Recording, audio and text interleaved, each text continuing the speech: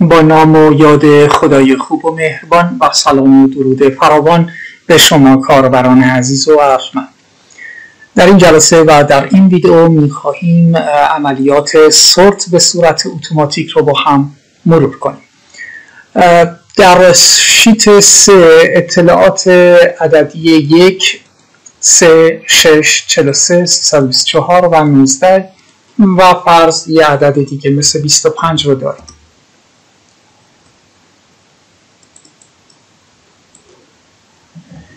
خب در این حالت میخوایم کاری کنیم که اگر به این مقادیر عددی رو اضافه کنیم یا این اعداد رو جابجا کنیم به طور اتوماتیک، مثلا در ستون D و در ستون F سورت اتوماتیک به صورت صعودی و سورت اتوماتیک به صورت نزولی انجام بشه. خب اول صعودی رو انجام میدیم، میگیم مساوی با،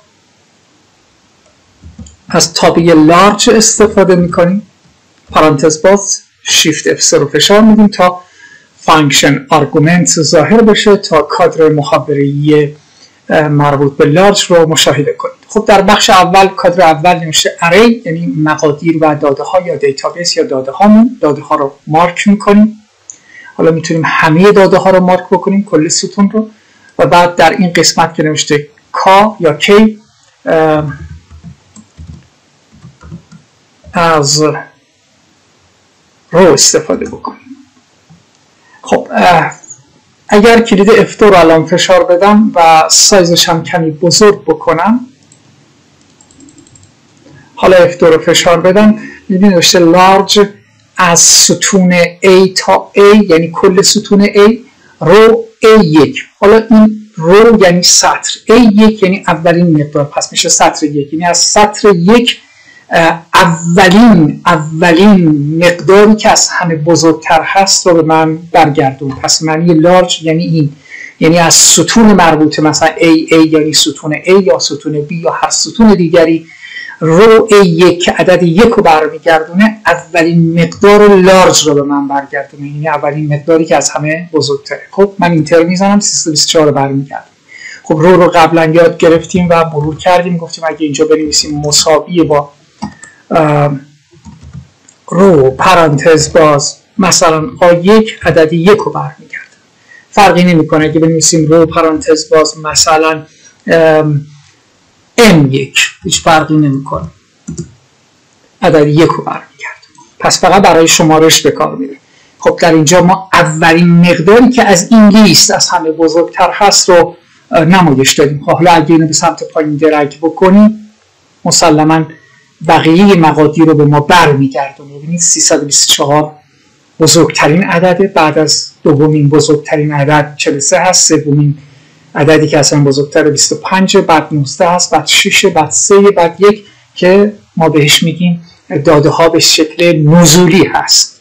داده ها به شکل نزولی هست. من در بیانم عبارت صعودی رو به کار بردم. لارج به صورت نزولی داده ها رو مرتب میکنه.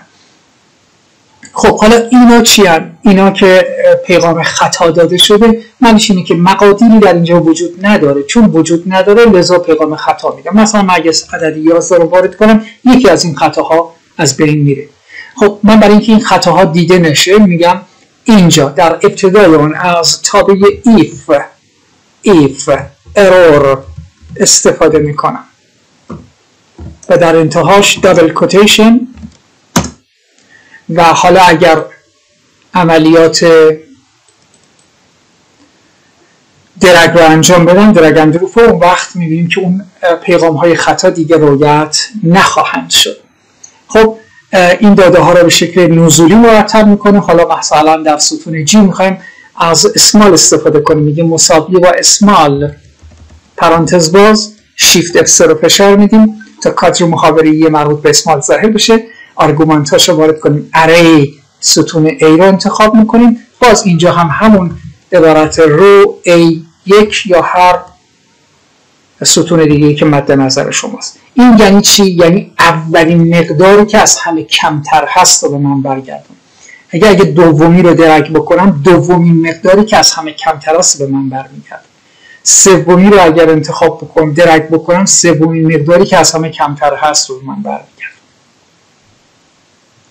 تا اینجا خودش به شکل صعودیه. حالا اینجا نگاه کنید 11 رفت، از اینجا انتخاب کرد، بعدی 19، بعدی 25، بعدی 43 و آخری هم 324. پس اگه فرمت اینو به این اعمال بکنم وقت مثل این هم داده ها بزرگ و خانه خواهد شد.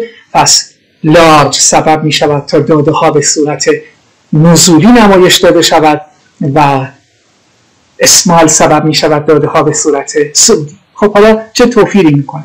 توفیرش در اینجاست. تفاوت رو نگاه کنید. من اگه این عدد رو الان به عدد مثلا 44 تغییر بدم، جاش در اینجا عوض میشه. نگاه کنید در اینجا عوض شد. این عدد یکه که از همه کمتر اینجا قرار گرفته، باز از همه کمتر در انتها قرار گرفته. اینو درست می‌کنم 112. ببینید چه اتفاقی رخ داد. اینجا بعد از 324 قرار گرفت به شکل نزولی، اینجا قبل از 324 قرار گرفت. حالا دو تا عدد دیگه اینجا اضافه می‌کنم. مثلا عددش فرض کنید 8. ببینید کجا قرار میگیره. اینجا نزولی در انتهایی ترین و اینجا در ابتدایی ترین قسمت بالا. و بعد عدد 104 رو وارد میکنم. ببینید در جایگاه اصلی خودش قرار میگیره. خب پس من از طریق دو تابع لارج و اسمال تونستم عملیات سورت کردن یا مرتب کردن صعودی و نزولی رو انجام بدم، اون هم به صورت اتوماتیک. یعنی با تغییر مقادیر در اینجا، مثلا عدد 23 رو اینجا وارد میکنم، ببینید جایگاه 23 در اینجا قرار گرفت برای صعودی، اینجا در حالت نزولی در اینجا قرار گرفت. خب عدد اولی رو درست میکنم 5، بعدی رو 7، بعدی رو 11. به محض اینکه اینجا مقادیر رو تغییر میدم، در اینجا مقادیر به طور اتوماتیک تغییر خواهد کرد.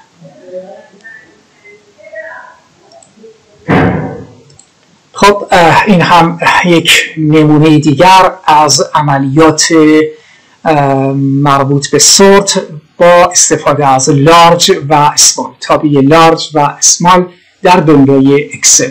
لارج مقادیری را که از همه بزرگتر هست اولین مقدارش رو پیدا میکنه، اسمال کمترین مقدار رو پیدا میکنه. خب من اگه اینجا بنویسم مساوی با اسمال پرانتز باز از این محدوده، حالا عدد 1 رو بنویسم، خوب نگاه کنید، عدد 1 رو اینجا بنویسم، اولین مقداری که از همه کمتر است رو به من برمیگردونه. و اگر همینجا به جای عدد 1 عدد 2 رو بنویسم، یعنی دومین عددی که از همه کمتر است رو به من برمیگردونه. از اینجا دومین عددی که از همه کوچکتره اینه. حالا به جای اسمال لارج بنویسم، مساوی با لارج پرانتز باز شیفت F3 رو فشار میدم و میگم که از این ستون اولین مقداری که از همه بزرگتر هست رو به من برگردون. از همه بیشتر الان 104. خب من اینجا الان اینو درست میکنم 343. الان بیشترین مقدار میشه 343. پس اگر اینجا من به جای عدد 1 عدد 2 بذارم، یعنی دومین مقداری که از همه چی بزرگتره.